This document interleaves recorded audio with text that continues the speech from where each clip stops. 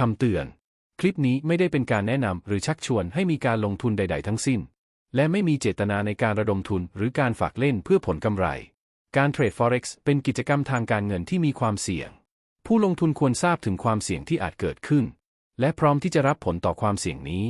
ดังนั้นกรุณาทำความเข้าใจข้อมูลต่างๆที่เกี่ยวข้องอย่างละเอียดและครบถ้วนก่อนการตัดสินใจลงทุนและควรจะเข้าใจว่าการลงทุนเป็นความรับผิดชอบของคุณเองผู้ลงทุนต้องรับผิดชอบต่อการตัดสินใจของตนเองและความเสี่ยงทางการเงินที่อาจเกิดขึ้นได้